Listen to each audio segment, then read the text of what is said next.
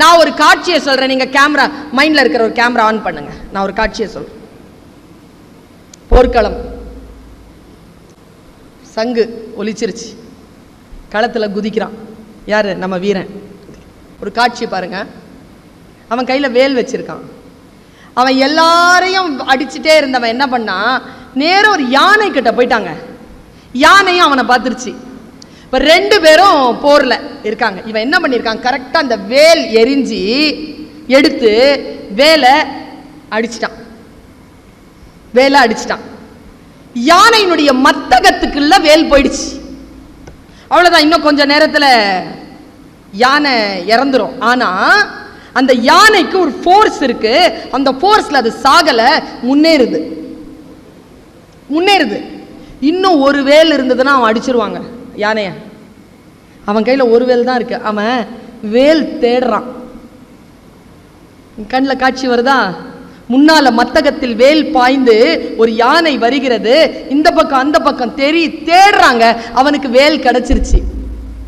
எங்க இருந்ததுன்னா, பகைவன் எறிந்த வேல் அவன் நெஞ்சில் இருந்தது. அந்த நெஞ்சை பார்த்து அவன் சிரித்தான் என்று எழுதினார் வள்ளுவர். வேலை பார்த்து சிரிச்சானாங்க. பாருங்க, குறளை பாருங்க. கைவேல் களிற்றொடு போக்கி, கைவேல் களிற்றொடு போக்கி வருபவன் மெய்வேல் பரியா நகும். பறித்து கொண்டே சிரித்தானா. டே, வேல் கிடைச்சிருச்சுடா, இனி யானையா நானான்னு பார்த்துக்கிடுவோண்டான்ட்டு அந்த ஃபீல்டில் நின்னானா நம்ம வீரன். களத்தில் நின்றான் வீரன். யோசித்து பார்க்கிறேன். காதல் வீரம் என்பது ரெண்டும் கண்கள் என்று சொல்லுகிறார்களே, இந்த போர்க்களத்தில் காதல் பார்க்க முடியுமா? இப்படி ஒரு யோசனை வரும்பொழுது ஒரு காட்சி கொடுக்கிறேன். தமிழ்ல போர்க்களம். charismatic wife, so lovable wife. அந்த மாதிரி ரெண்டு வைஃப் எனக்கு தெரியும். ஒன்று மிஸ்ஸஸ் தசரதன் கைகேயி, ஒன்று மிஸ்ஸஸ் ஷாஜஹான் மும்தாஸ். இந்த ரெண்டு பேரையுமே போர்க்களத்துக்கே கூட்டு போவானுங்களாம். இவங்க புருஷமாருங்க போர்க்களத்துக்கே கூட்டு போவாங்க. அந்த மாதிரி ஒருத்தன் பயங்கரமான லவ் பண்ணுறான் மனைவியை, போர்க்களத்துக்கு கூட்டு போயிட்டான். இந்த பொண்ணும் நான் நீ போனாலாம் நான் இருக்க மாட்டேன், நீ பிரிவினும் சுடுமோ அப்பெருங்காடு அப்படின்ட்டு வந்துட்டான். கூடவே வர்ற காட்சி ஆரம்பிக்குது. இதை எழுதியவர் ஜெயங்கொண்டார்.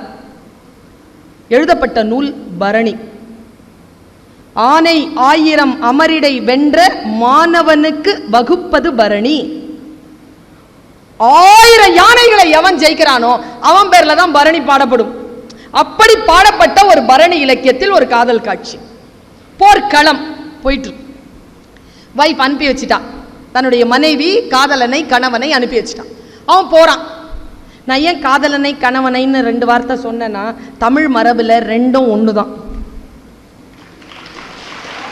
வேற வேற இல்லை, அதனால சொன்னேன். போற ஆரம்பிச்சிருச்சு. வைப் பார்த்துட்டு இருக்கா. சரியா களமாடுறான் அவன் காதலன். ரொம்ப அழகா ஆடுறான். அவ்வளோ லாபகமா ஸ்டைலிஷா பார்க்குறான். வைப் பார்த்துட்டே இருக்கா. திடீர்னு என்னாச்சு, பகைவனுடைய வேல் அவன் மார்புல பாஞ்சிருச்சு. இப்படி சாயிறாங்க. வேல் பாஞ்சா எவ்வளோ நொடிகள் இங்க சாய்வான்? எவ்வளோ நொடிகள்? 5 செகண்ட்ஸ். அவ்வளோ தூரம் நிற்குமா பாடி?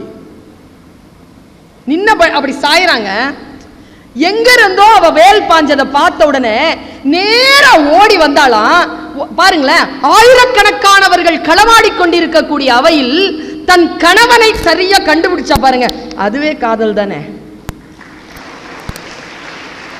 ஓர் 1000 பார்வையிலே உன் பார்வையை நான் அறிவேன், உன் காலடி ஓசையிலே அந்த காதலை நான் அறிவேன். கண்ணதாசன்.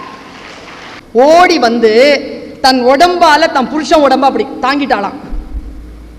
புருஷன் உடம்பு மேல விழுந்து இவ கீழே விழுந்துட்டான். அவன் சாவரத்துக்கு முன்னால செத்துட்டான். இதுதான் விஷயம். பாட்டு சொல்றேன் பாருங்க. என்ன இருந்தாலும் மண்ணுனாலும் அவன் பொண்ணு தானே. கீழே விழுந்தா அவன் மண்ணு என்கின்ற பெண்ணின் உடலை தானே தழுவான். தன் கொழுநன் மண்மகளை தழுவாள் முன் தன் உடலால் தாங்குவாளை காண்மின் காண்மின். ஒரு பாயிண்டா. அடுத்த பாயிண்ட், இந்த மாதிரி வீர மரணம் அடைஞ்சி மேல் லோகத்துக்கு போயிட்டாங்கன்னா அவங்களுக்கு தான் கண்ணழகிகளும் உடல் அழகிகளும் பரிசாக இறைவனால் கொடுக்கப்படுமே. ஊர்வசி, ரம்ப, மேனக எல்லாம் அங்க நின்று உங்களை வரவேற்பாங்க, நீங்க இங்க வந்து வீர மரணம் அடைஞ்சா அப்படின்ட்டு ஒரு ஐதீகம் இருக்கு இல்லையா.